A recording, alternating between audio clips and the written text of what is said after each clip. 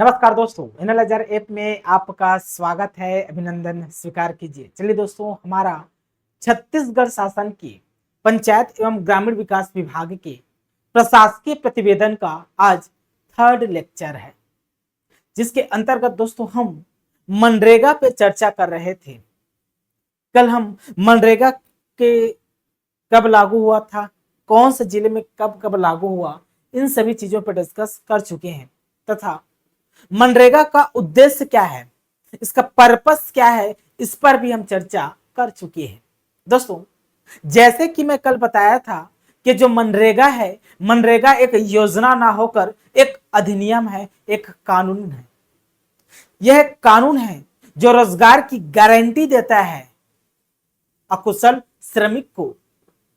ठीक, इस कानून के तहत योजना का क्रियान्वयन किया जाता है, इसलिए इसे योजना कहा दिया जाता है। चूंकि यह कानून है तो इस कानून की कुछ विशेषताएं भी होगी। उन विशेषताओं को बारी बारी से हम समझने का प्रयास करेंगे।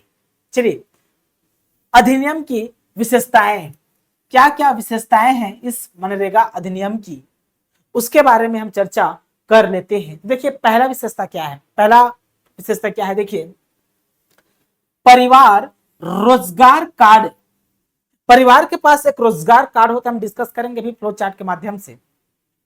परिवार के पास रोजगार कार्ड होता है जिसे जॉब कार्ड कहा जाता है। जॉब कार्ड पहले पढ़ लेता हूं, फिर मैं एक्सप्लेन करूंगा जी।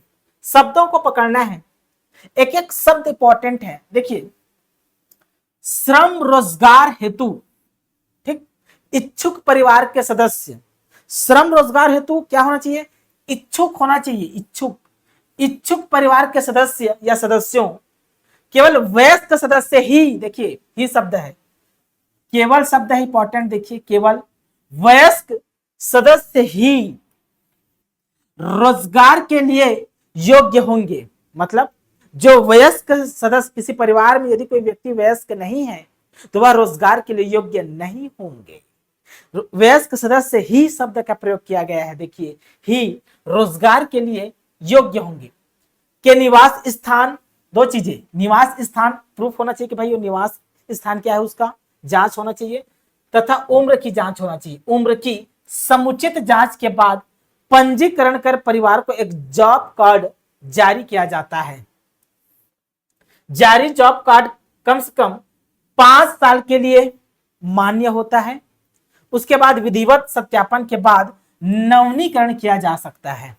ठीक, ये रहा आपका ये प्रशासकीय प्रतिवेदन का लैंग्वेज। अब मेरे लैंग्वेज में इसको मैं एक्सप्लेन करता हूं बहुत ही शानदार तरीके से। देखिए मेरे प्यारे बच्चों, देखिए मेरे शब्दों में देखिए। अब पहले हम डिस्कस करते हैं कि जॉब कार्ड क्या होता है। ठीक, जॉब कार्ड क्या है, एक कानूनी दस्तावेज है जी। जॉब कार्ड एक कानूनी दस्तावेज होता है। ठीक, श्रम आधारित, जो श्रमिकों के लिए श्रम आधारित योजनाओं में भाग लेने का अधिकार देता है। तो यह जॉब कार्ड एक कानूनी रूप से दस्तावेज है जो श्रमिकों को, याद रखना, किसको, श्रमिकों को श्रम आधारित जितने भी योजना है उन योजनाओं में भाग लेने का अधिकार देता है। यह जॉब कार्ड व्यक्तिगत रूप से जारी नहीं किया जाता। याद रखना, यह जॉब कार्ड व्यक्तिगत रूप से जारी नहीं किया जाता। व्यक्तिगत रूप से जारी नहीं किया जाता, जारी नहीं किया जाता। सामान्यतः ना, मान लो किसी परिवार में एक ही व्यक्ति है, केवल एक ही सदस्य है, तो उसके लिए जारी हो जाएगा, लेकिन सामान्यतः व्यक्तिगत रूप से यह जारी नहीं किया जाता है। यह परिवार के लिए जारी किया जाता है। ग्रामीण परिवार, ग्रामीण परिवार के लिए जारी किया जाता है, जारी किया जाता है। समझिए इसको। जैसे एक परिवार है, एक परिवार है, इस परिवार की मुखिया, मैं इसको अच्छे से समझा देता हूं। ये क्या है, एक परिवार है जी, एक घर का परिवार है। इस परिवार की मुखिया है, मुखिया, मुखिया कौन है? तो चमन लाल चोखा, चमन लाल चोखा। चमन लाल चोखा इस परिवार की क्या है? मुखिया है। ठीक, तो इसके नाम से, मुखिया के नाम से जॉब कार्ड जारी किया जाता है। फिर इसके सदस्य होते हैं, से क्या होते हैं? सदस्य, एक सदस्य, दो सदस्य, तीन। लेकिन इन सदस्यों की जो इन सदस्य को क्या होना चाहिए? वयस्क होना चाहिए। क्या होना चाहिए?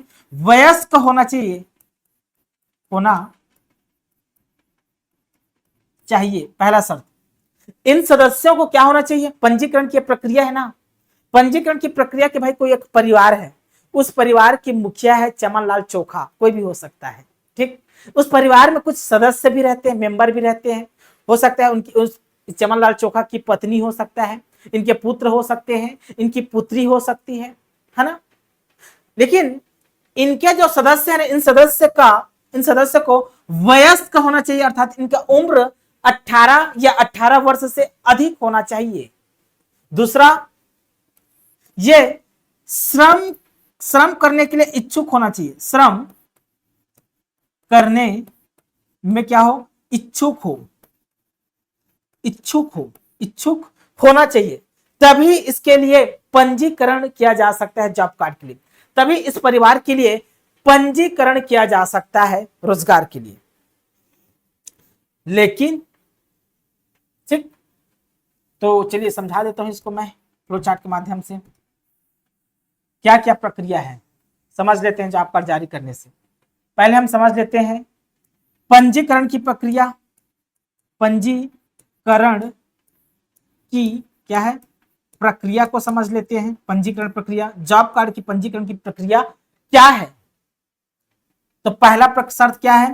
परिवार के सदस्य को, परिवार के सदस्य क्या होना चाहिए? वयस्क होना चाहिए, वयस्क होना चाहिए, 18 या 18 वर्ष से अधिक होना चाहिए। दूसरा शर्त क्या है? श्रम रोजगार हेतु, श्रम रोजगार,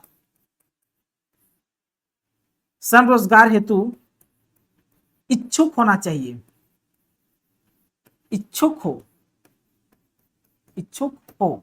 ठीक, दो कंडीशन है।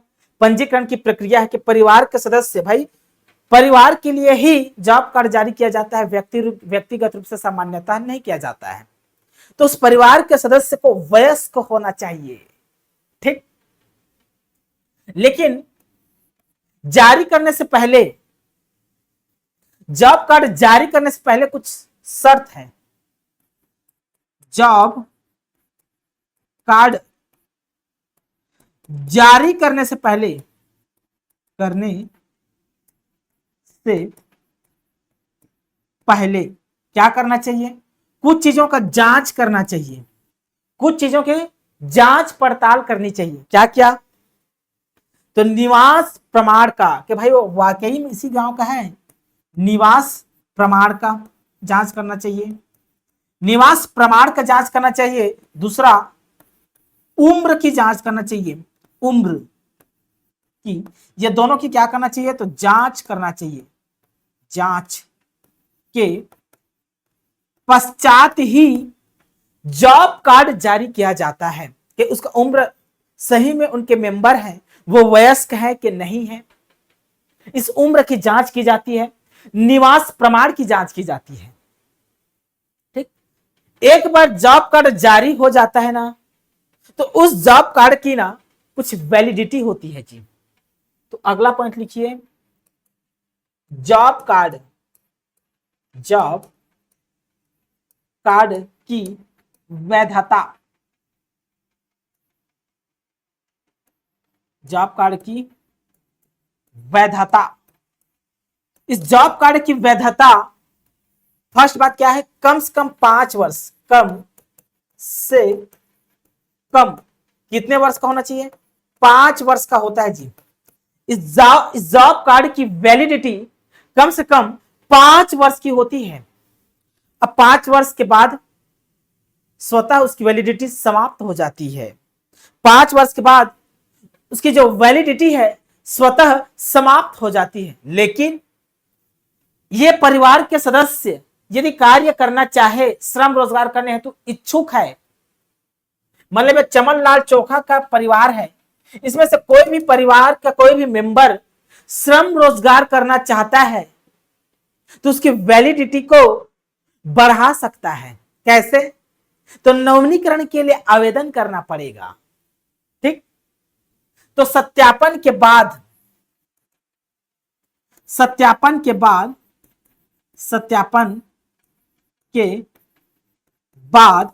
नवीनीकरण किया जा सकता है। नवीनीकरण किया जा सकता है। नवीनीकरण किया जा सकता है। ठीक, समझ में आ गया होगा, स्क्रीनशॉट ले लीजिए। चलिए आते हैं हम, पहला पॉइंट आपको अच्छे से क्लियर हो गए होंगे मेरे प्यारे बच्चों। पहला बात, परिवार रोजगार कार्ड, जॉब कार्ड। पहला बात क्या कहता है कि भाई ये जो जॉब कार्ड होता है ये परिवार के लिए जारी किया जाता है। शर्त क्या है कि उस परिवार के जो सदस्य हैं वो वयस्क होना चाहिए। ठीक, और उसका निवास प्रमाण होना चाहिए और उम्र की जांच सही होना चाहिए, मतलब उम्र की जांच किया जाता है, इसके बाद ही किसी परिवार के लिए जॉब कार्ड जारी किया जाता है। एक बार जॉब कार्ड जारी हो जाता है तो उसका वैलिडिटी 5 वर्ष का होता है, कम से कम 5 वर्ष।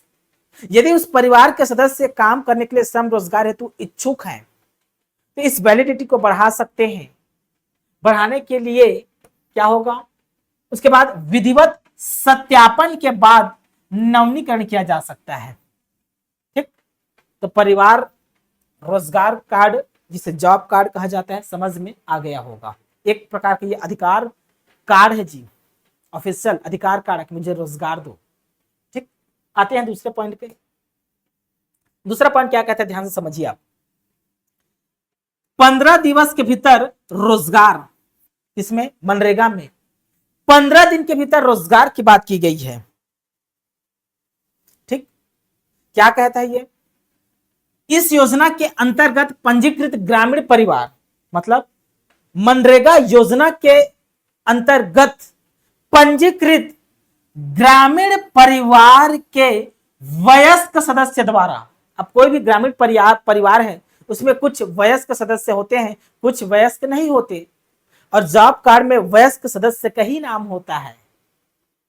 ठीक, तो वयस्क सदस्य द्वारा आवेदन किया जाने पर 15 दिन के भीतर अकुशल शारीरिक श्रम रोजगार उपलब्ध कराया जाता है।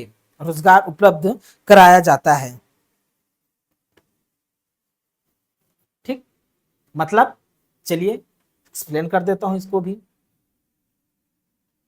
एक्सप्लेन बहुत बेहतरीन तरीके से कर देता हूं मैं। देखिए शानदार तरीके से कर देता हूं मेरे प्यारे बच्चों, समझिए।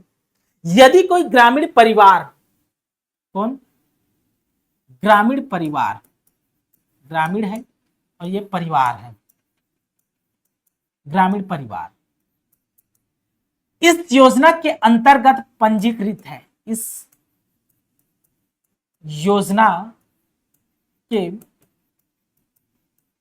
अंतर्गत क्या है, पंजीकृत है।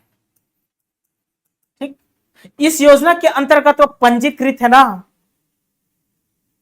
पंजीकृत है ये ग्रामीण परिवार। तो ग्रामीण परिवार के कुछ मेंबर भी होंगे, कुछ सदस्य भी होंगे। सभी सदस्य श्रम रोजगार हेतु इच्छुक नहीं होते। कोई एडीओ की तैयारी करने के लिए कोचिंग करने चला जाता है। सभी सदस्य श्रम रोजगार करने हेतु क्या, सभी सदस्य श्रम रोजगार हेतु इच्छुक नहीं होते हैं। कोई एडीओ का तैयारी करने के लिए शहर की ओर प्रस्थान कर जाते हैं। ठीक, तो परिवार का इच्छुक वयस्क वयस्क सदस्य श्रम के लिए क्या करता है, श्रम के लिए आवेदन करता है। वयस्क सदस्य श्रम रोजगार के लिए आवेदन करता है, के लिए आवेदन करता है। आवेदन, कोई भी इस परिवार का कोई एक सदस्य जो वयस्क हो लेकिन श्रम रोजगार के लिए इच्छुक हो, आवेदन करता है, तो 15 दिवस के भीतर उसे काम दिया जाएगा। 15 दिवस के भीतर काम दिया जाएगा, काम दिया जाएगा, काम दिया जाएगा। ठीक, 15 दिवस के भीतर काम दिया जाएगा। अगर नहीं दिया जाता है तो इसका कंडीशन आगे पढ़ेंगे। ठीक ठीक, ऐसा इसलिए किया गया है कि उस सदस्य को आजीविका कमाने में रुकावट ना आए।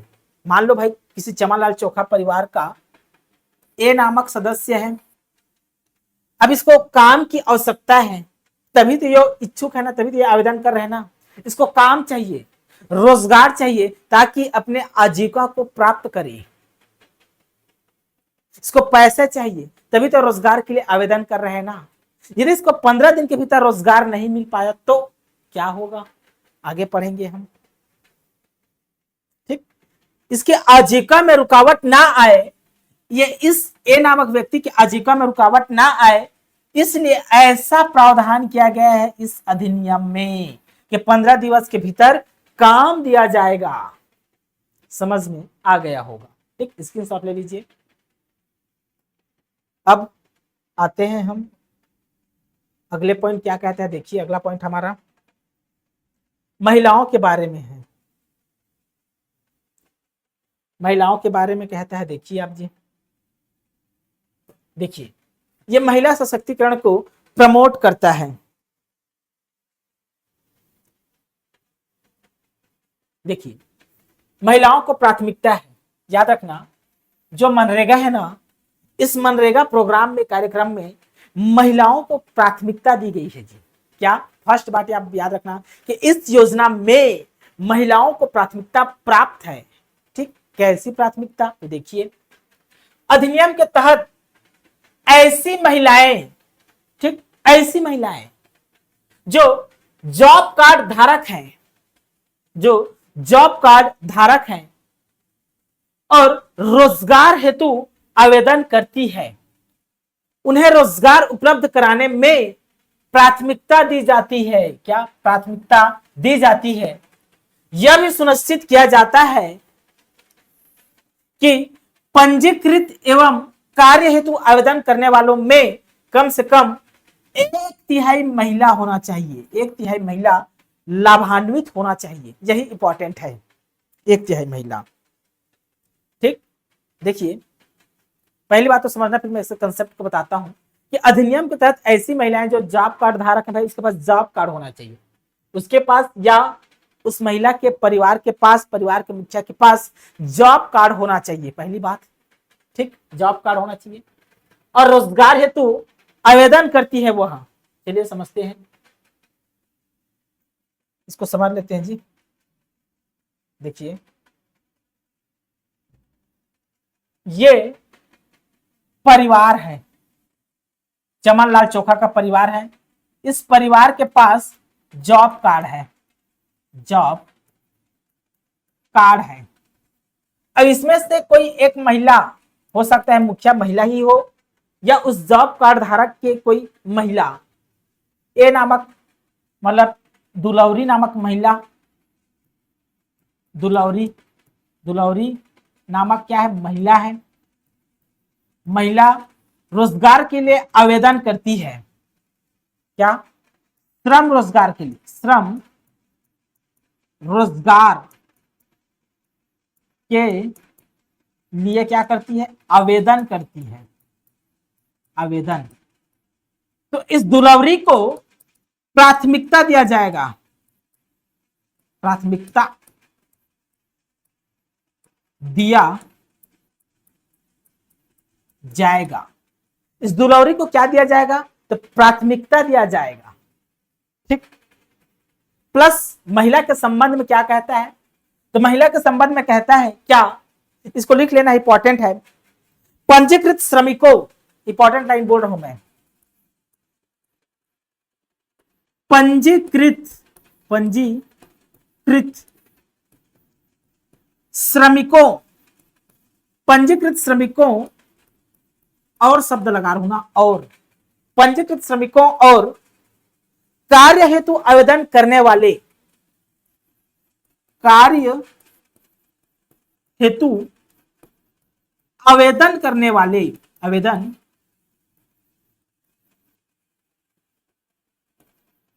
करने वाले, ठीक। मतलब जितने पंजीकृत श्रमिक हैं इसमें मनरेगा के तहत और कार्य हेतु आवेदन करने वाले में, आवेदन करने वाले में 1/3 महिला होना चाहिए, 1/3 महिला होना चाहिए, 1/3 महिला होना चाहिए। मान लो ये फुलेरा नामक ग्राम पंचायत है, फुलेरा ग्राम पंचायत है, फुलेरा ग्राम पंचायत है, ठीक।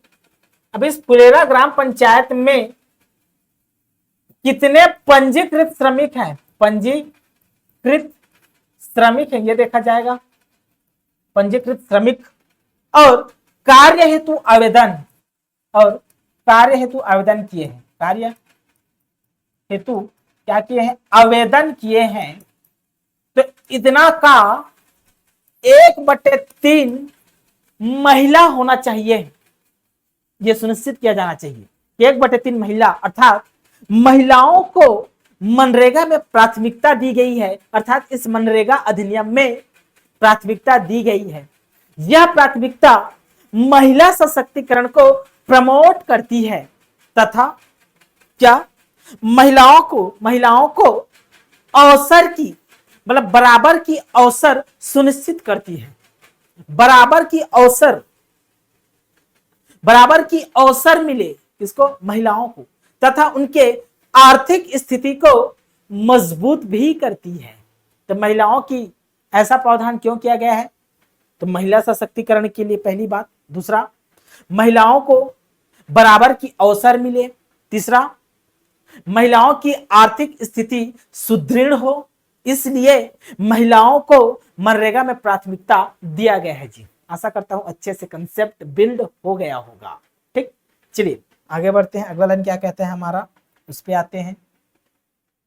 बहुत ही बेहतरीन तरीके से दोस्तों मैं प्रशासकीय प्रतिवेदन को डील कर रहा हूं, डील समझ में आ रहा है ना, विश्व में ऐसा कोई डील नहीं करेगा आपको, ठीक है। चलिए तो अब आते हैं हम ई मास्टर रोल पे। ई मास्टर रोल क्या है देखिए, सब पर मैं विधिवत चर्चा करूंगा दोस्तों, विधिवत।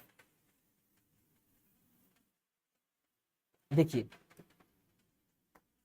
ई मास्टर रोल एक प्रकार का रजिस्टर्ड होता है, डिजिटल प्रणाली है एक प्रकार का। पहले ये ऑफलाइन हुआ करता था, अब इसको डिजिटल कन्वर्ट कर दिया गया है। एक प्रकार का अटेंडेंस सीट, कितने उपस्थित थे कितने अनुपस्थित है चर्चा करूंगा, अभी पहले पढ़ लेता हूं फिर मैं अपने भाषा में समझाऊंगी इसको, ठीक। ई मास्टर रोल मनरेगा के लिए एक प्रणाली है, ई मास्टर रोल भी मैं समझाऊंगा, इससे संबंधित है ये। देखिए महात्मा गांधी राष्ट्रीय ग्रामीण रोजगार योजना मतलब मनरेगा के कार्यों हेतु पूरे राज्य में ना, पूरे छत्तीसगढ़ राज्य में ई मास्टर रोल का प्रयोग किया जा रहा है। तो मनरेगा के जितने भी कार्य होते हैं, मनरेगा के तहत तालाब का निर्माण होता है, मनरेगा के तहत जितने भी खुदाई का काम होता है, सड़क का निर्माण किया जाता है, इन सभी कार्यों के लिए ई मास्टर रोल का प्रयोग किया जा रहा है पूरे के पूरे छत्तीसगढ़ में, याद रखना है। तो ई मास्टर रोल का प्रयोग मनरेगा के कार्यों हेतु पूरे छत्तीसगढ़ में प्रयोग किया जा रहा है, पूरे छत्तीसगढ़ में, ठीक। मास्टर रोल साप्ताहिक जारी किया जाता है। ये मास्टर रोल कैसे जारी किया जाता है, तो साप्ताहिक जारी किया जाता है तथा सप्ताह में एक दिवस प्रदान किया जाता है। जैसे आप स्कूल जाते हैं, कॉलेज जाते हैं, तो एक दिन अवकाश रहता है ना जी, संडे के दिन, तो मनरेगा में भी श्रमिकों को एक दिवस का अवकाश दिया जाता है ताकि उसका मानसिक और शारीरिक रूप से आराम मिल सके, ताकि श्रमिकों को शारीरिक और मानसिक रूप से आराम मिल सके, इसलिए एक दिन का अवकाश भी दिया जाता है। चलिए समझते हैं इसके बारे में क्या होता है मास्टर रोल। तो चलिए मैं एक एक चीज को विस्तार से डील करता हूं मेरे प्यारे बच्चों। आपको किसी भी प्रकार से परेशानी नहीं होना चाहिए, ठीक है जी। मुझे परेशानी हो जाए मेरे प्यारे बच्चों, लेकिन आपको जीवन में कभी भी परेशानी नहीं होना चाहिए। देखिए ई मास्टर रोल, मास्टर रोल मेरे हमेशा याद रखना, जब भी पढ़ाता हूं तो मेरे एक एक शब्द इंपॉर्टेंट होते हैं। मैं जो शब्द का प्रयोग करता ना, डायरेक्ट वैसे ही शब्द के साथ एग्जाम में क्वेश्चन टकराएगा आपका, शब्दों कि कहाँ ही शब्द का प्रयोग करना है, कहाँ केवल शब्द का प्रयोग करना है, इसमें शब्दों पर जोर देता हूं। ठीक, ई मास्टर रोल। ई मास्टर रोल एक डिजिटल प्रणाली है। क्या है? एक डिजिटल प्रणाली है जी, प्रणाली है, एक सिस्टम है, डिजिटल सिस्टम है, प्रणाली है, या डिजिटल इक्विपमेंट भी बोल सकते हैं। पहले ये रजिस्टर की तरह हुआ करता था, ऐसे फॉर्मेट रहता है। अब इसको डिजिटल कन्वर्ट कंप्यूटराइज्ड कर दिया गया है, ठीक ना। ऐसे नाम रहता था, सदस्य का नाम रहता था, मुखिया का नाम चमनलाल चोखा, सदस्य का नाम, फिर कितने दिन आए कितने दिन नहीं आए, इसका एक लिस्ट होता था। एक प्रकार का रजिस्टर है समझो, लेकिन इसको डिजिटल फॉर्म में मैं एक्सप्लेन कर रहा हूं। एक डिजिटल प्रणाली है। इसमें होता क्या है, इसमें श्रमिकों का विवरण, श्रमिकों का विवरण तथा कार्यों की स्थिति के बारे में ऑनलाइन दर्ज की जाती है। कार्यों की कार्यों की जानकारी लिख लीजिए। कार्यों की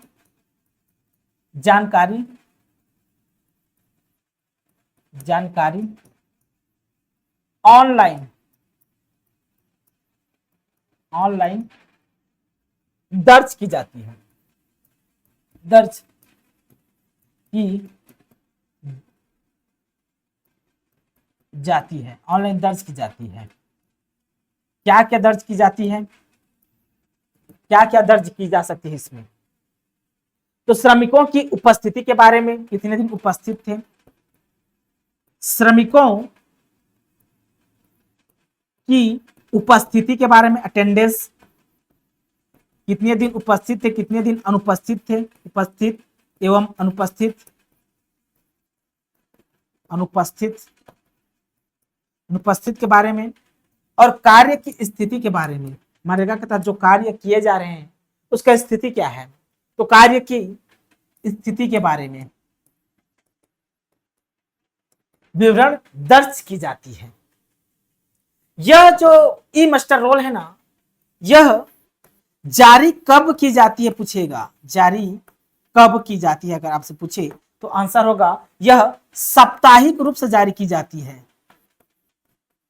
साप्ताहिक रूप से जारी की जाती है, जारी की जाती है, साप्ताहिक रूप से जारी की जाती है यह, ठीक। और सप्ताह में एक बार अवकाश भी दिया जाता है जी, पढ़ चुके हैं। सप्ताह में एक बार अवकाश भी दिया जाता है ताकि श्रमिकों को शारीरिक एवं मानसिक रूप से आराम मिल सके, इसलिए अवकाश की भी व्यवस्था की गई है। चलिए स्क्रीनशॉट ले लीजिए। चलिए आगे बढ़ते हैं हम अगला पॉइंट पे, अगला विशेषता पे आते हैं हम। अगला विशेषता क्या कहते हैं हमारा, देखिए मेरे प्यारे बच्चों, अगला जो हमारा विशेषता है बेरोजगारी भत्ता का। हाल ही में बेरोजगारी भत्ता दिया जा रहा था 2500 रुपए, ये वो वाला बेरोजगारी भत्ता नहीं है ना जी, ठीक, ये वो वाला बेरोजगारी भत्ता नहीं है, ठीक। तो मनरेगा के तहत, मनरेगा प्रोग्राम या मनरेगा योजना के तहत बेरोजगारी भत्ता का प्रावधान भी किया गया है, ठीक, बेरोजगारी भत्ता का प्रावधान है। चलिए समझते हैं क्या है बेरोजगारी भत्ता। ये बेरोजगारी भत्ता। देखिए, चीजों को आप नहीं समझेंगे तो एग्जाम में गलत कर देंगे, ठीक है ना। तो चीजों को समझना है, समराइज करना है और शब्दों को शब्दों पर पकड़ बनाना है। देखिए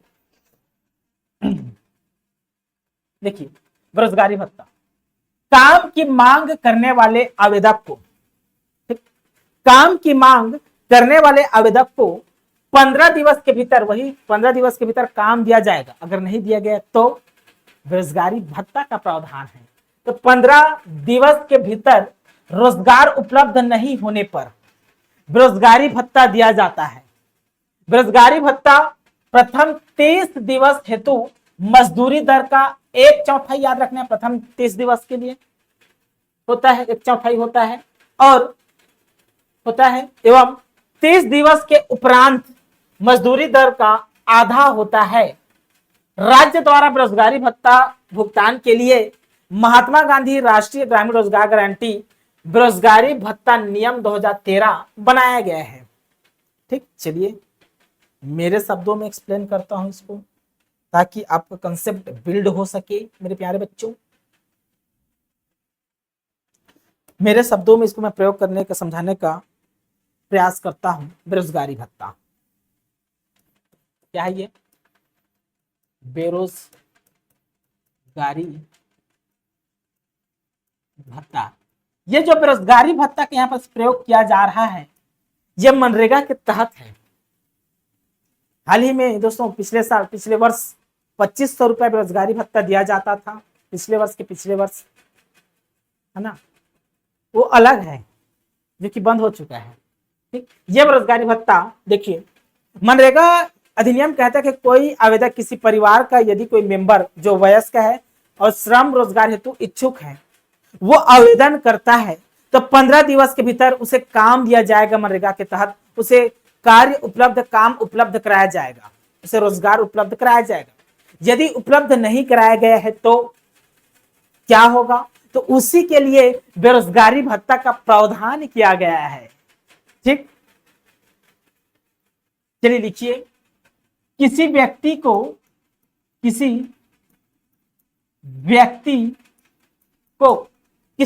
को रोजगार की आवश्यकता है, रोजगार की आवश्यकता है। अब यहां पर किसी व्यक्ति का अर्थ मैं बता देता हूं। मान लो परिवार के पास जॉब कार्ड है, जॉब कार्ड इसका कोई मुखिया होता है जी। मुखिया कौन है इस परिवार का? तो चमनलाल चोखा है, चमनलाल चोखा इस परिवार का मुखिया है। अब इसके कुछ मेंबर हैं, इसके बेटा है, इसकी पत्नी है, इनके पुत्री है, की बेटी है। ठीक, उनमें से कोई सदस्य जो वयस्क है ना, इस परिवार में से कोई मेंबर जो वयस्क है और काम करने के लिए, श्रम रोजगार के लिए इच्छुक है, वो आवेदन करना चाहिए। ऐसे कोई भी बाहरी से आ गए और आवेदन कर दे, ऐसा नहीं ना। ठीक, इसका मतलब है किसी व्यक्ति को रोजगार की आवश्यकता है, मतलब परिवार में से जिसके पास जॉब कार्ड है, आवश्यकता है, और उसे समय पर काम नहीं मिलता। देखिए, और उसे समय अर्थात 15 दिन के भीतर, समय मतलब 15 दिन के भीतर, समय 15 दिन के भीतर काम नहीं मिलता है, नहीं मिलता, तो आर्थिक सहायता के रूप में, आर्थिक शब्द को पकड़ना है, सहायता के रूप में बेरोजगारी भत्ता दिया जाता है। बेरोजगारी भत्ता दिया जाता है। मतलब बेरोजगारी भत्ता एक प्रकार की सरकार की तरफ से आर्थिक सहायता है, आर्थिक सहायता। ठीक, कैसे दिया जाता है? 15 दिवस के भीतर, 15 दिन के भीतर ये बेरोजगारी भत्ता दिया जाता है। कैसे? कैसे कैलकुलेट, इसके लिए कुछ कैलकुलेशन है, कुछ गणित को समझना पड़ेगा। अब इसको समझना है तो आपको इंजीनियर बनना पड़ेगा, क्योंकि इसमें थोड़ा कैलकुलेशन है जी। चलिए समझते हैं कैसे दिया जाएगा बेरोजगारी भत्ता। तो प्रथम 30 दिवस के लिए, प्रथम 30 दिनों के लिए लिखिए, प्रथम 30 दिनों के लिए, इधर समझेंगे प्रथम 30 दिनों के लिए। अब इधर 30 दिन के उपरांत के बाद, 30 दिन के उपरांत के बाद, उपरांत के बाद कैसे दिया जाता है? तो दो तरीके से बेरोजगारी भत्ता दिया जाता है। इसके दो तरीके होते हैं, दो मेथड होते हैं बेरोजगारी भत्ता दिए जाने का। कैसे? अब देखिए, जो मनरेगा का प्रोग्राम होता है, इसके तहत 100 दिन का रोजगार दिया जाता है। 100 दिन का, छत्तीसगढ़ में 150 दिनों का रोजगार दिया जाता है। कोई भी जिसके पास जॉब कार्ड है, उसमें से कोई भी मेंबर जो वयस्क है, ठीक, और काम करने के लिए इच्छुक है, वो आवेदन करेगा तो उसको 100 दिन के लिए रोजगार दिया जा सकता है। छत्तीसगढ़ में 150 दिन के लिए रोजगार दिया जाता है। मान लो 15 दिन के भीतर नहीं दिया गया है तो छत्तीसगढ़ में बेरोजगारी भत्ता का प्रावधान है।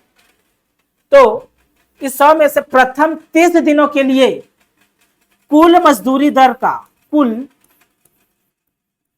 मजदूरी दर का 1/3 दिया जाता है। नहीं, 1/3 नहीं, 1/4 ही, 1/4 पढ़े ना, 1/4 दिया जाता है। कुल मजदूरी दर का, कितना मजदूरी चल रहा है प्रतिदिन के हिसाब से, उस मजदूरी दर का 1/4 के हिसाब से 30 दिन तक बेरोजगारी भत्ता दिया जाता है। जैसे अभी 261 रुपया चल रहा है मनरेगा के तहत, प्रतिदिन 261 रुपया दिया जाता है। तो 261 का मैं 1/4 निकालूंगा, जो भी राशि निकल कर आएगा उतना प्रतिदिन के हिसाब से 30 दिन तक बेरोजगारी भत्ता दिया जाएगा। और 30 दिन के उपरांत क्या हो जाता है? ये 30 दिन के उपरांत क्या हो जाता है? कुल मजदूरी दर का, कुल मजदूरी दर का ये आधा हो जाता है। तो 1/4 का आधा कर देना है, मतलब आधा 1/2 हो जाता है। 1/2 बेरोजगारी भत्ता दिया जाता है। ये जो बेरोजगारी भत्ता दिया जा रहा है, ये वाला जो कैलकुलेशन है, ये जो बेरोजगारी भत्ता है, ये अधिनियम में नहीं है, यह भारत सरकार के द्वारा नहीं दिया जाता है। यह सिर्फ और सिर्फ छत्तीसगढ़ सरकार के द्वारा दिया जाता है। इसके लिए छत्तीसगढ़ सरकार ने एक नियम बनाया हुआ है, मनरेगा नियम, मनरेगा नियम 2013 बनाया हुआ है। महात्मा गांधी ग्रामीण रोजगार गारंटी नियम 2013 बनाया हुआ है जी, बनाया हुआ है। तो नियम 2013 के तहत ये बेरोजगारी भत्ता का प्रावधान है। स्क्रीनशॉट ले लीजिए, स्क्रीनशॉट ले लीजिए इसका, ठीक। चलिए आगे के कंसेप्ट को हम समझते हैं। हमारा अगला कंसेप्ट क्या कहता है मेरे प्यारे बच्चों?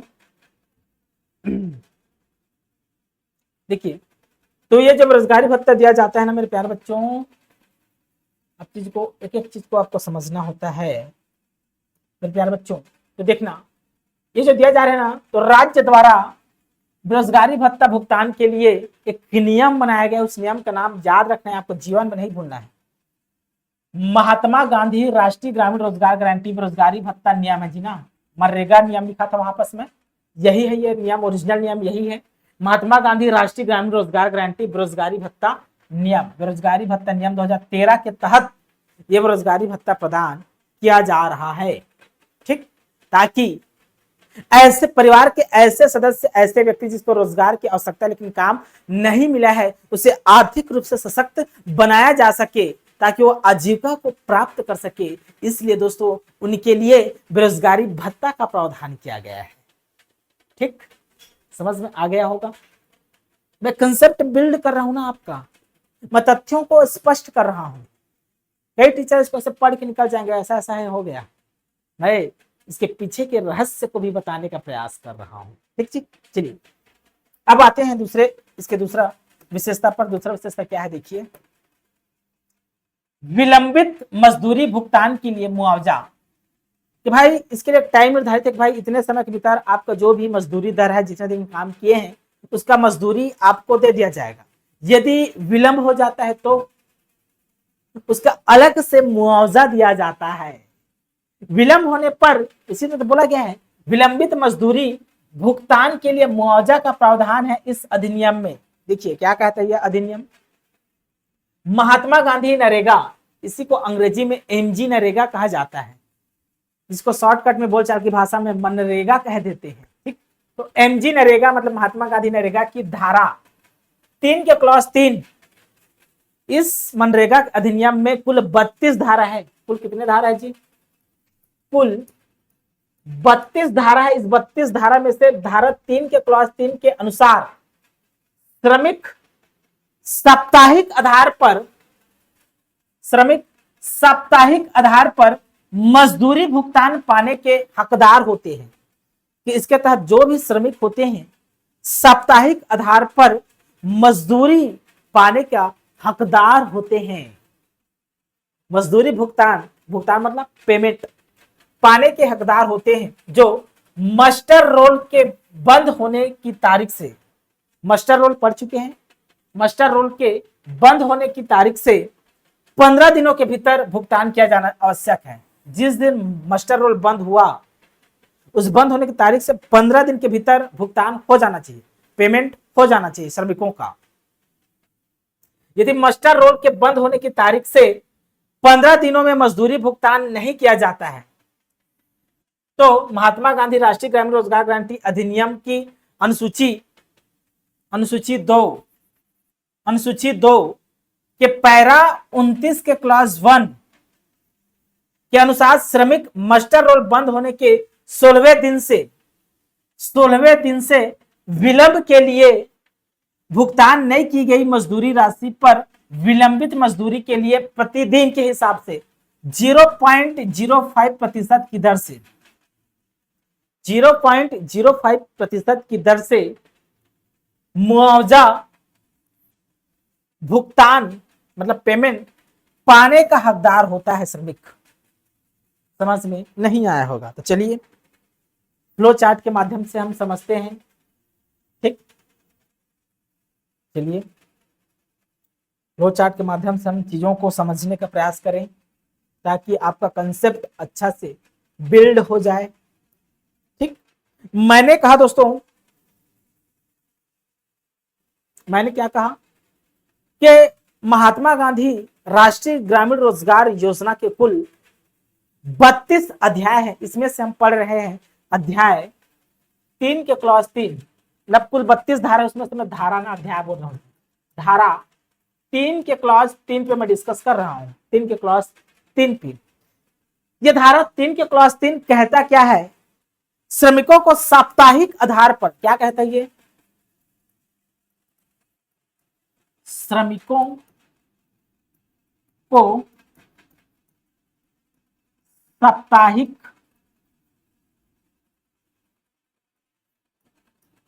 आधार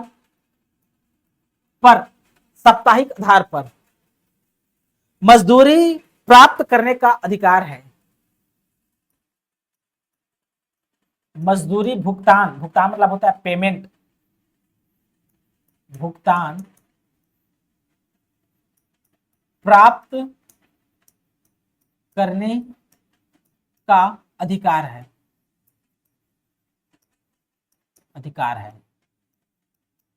ठीक, पहली बात तो कहते हैं भाई श्रमिकों को, जो श्रमिक हैं उसको साप्ताहिक आधार पर मजदूरी भुगतान, मजदूरी पेमेंट प्राप्त करने का अधिकार है। साप्ताहिक आधार पे, याद रखना है कौन से आधार पर? तो भाई उसको प्रति साप्ताहिक उसको मजदूरी मिल जाना चाहिए, उनको अधिकार है, श्रमिकों के लिए अधिकार है ना ये। किंतु होता क्या है देखिए, किंतु मस्टर रोल के बंद होने, मस्टर रोल पढ़ चुके हैं, रोल के बंद होने की तारीख से, होने की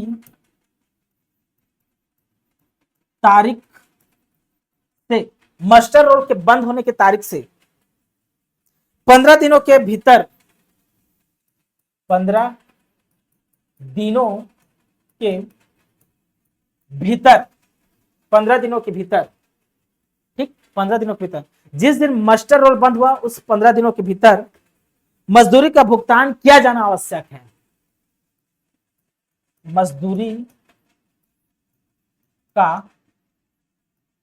भुगतान किया जाना आवश्यक है, किया जाना आवश्यक, मजदूरी का भुगतान किया जाना क्या है जी, आवश्यक है। मजदूरी का भुगतान होना चाहिए। कब? मास्टर रोल के बंद होने की तारीख से, याद रखना है ना, बंद होने की तारीख से 15 दिनों के भीतर मजदूरी का भुगतान किया जाना आवश्यक है। ये धारा 3 के क्लास 3 कहता है। ठीक, यदि मास्टर रोल बंद होने के 15 दिनों के भीतर, लिखिए इसके बाद क्या होता है, यदि मास्टर रोल के, यदि मास्टर रोल के बंद होने के 15 दिनों के भीतर, मास्टर रोल के बंद होने की, बंद होने के 15 दिनों के भीतर, के भीतर, ठीक, बंद होने के 15 दिनों के भीतर, समझना है आपको, 15 दिनों के भीतर, ठीक, मजदूरी का भुगतान नहीं किया गया है, इसका तो मजदूरी का भुगतान, भुगतान नहीं किया गया है, नहीं किया गया है, मजदूरी का भुगतान नहीं किया गया है, तो मनरेगा अधिनियम की अनुसूची, तो इसके लिए क्या है, मनरेगा अधिनियम की अनुसूची, इसके लिए एक मनरेगा अधिनियम है, मतलब इस अधिनियम में, इस अधिनियम की अनुसूची 2, अनुसूची 2, अनुसूची 2 की, अनुसूची 2 की क्या, पैरा नंबर 29, पैरा 29 के क्लास कितना, 29 के क्लास 1, ठीक, मनरेगा अधिनियम की अनुसूची 2 की पैरा 29 के क्लास 1 के अनुसार, मतलब ये कहता है के अनुसार, के मैं समझाऊंगा ना, अनुसार क्या कहता है ये, इस अनुसूची के अनुसार क्या हो सकता है जी, इसको समझना आवश्यक है। श्रमिकों को विलंबित मजदूरी का मुआवजा भी मिलेगा, श्रमिकों को, श्रमिकों को विलंबित, विलंबित मजदूरी का मुआवजा भी मिलेगा, मुआवजा भी मिलेगा, जितने दिन का विलंब किया गया था उसका मुआवजा भी दिया जाएगा। कब दिया जाएगा, कब से, यह मुआवजा कब से काउंट होता है, यह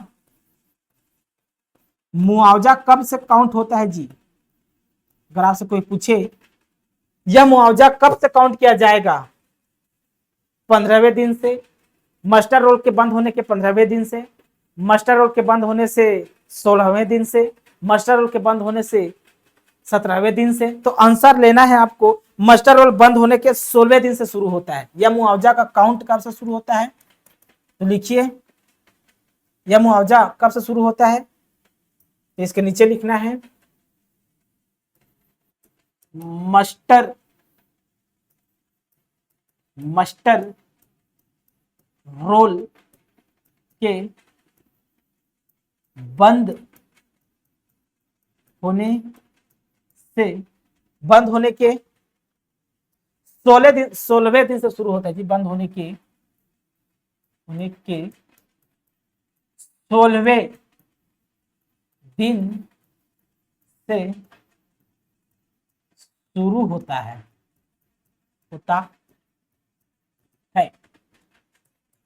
ठीक। मास्टर रोल के बंद होने के 16वें दिन से शुरू होता है। ठीक, कैसे शुरू होता है? श्रमिकों को भुगतान न की गई मजदूरी पर कैसे काउंट किया जाता है? तो श्रमिकों को जो मजदूरी भुगतान नहीं किया गया है ना, श्रमिकों को भुगतान ना की गई ना, याद रखना, ना की गई मजदूरी पर जितना पेमेंट भुगतान नहीं किया गया है, जितना पेंडिंग है, उस मजदूरी पर प्रतिदिन के हिसाब से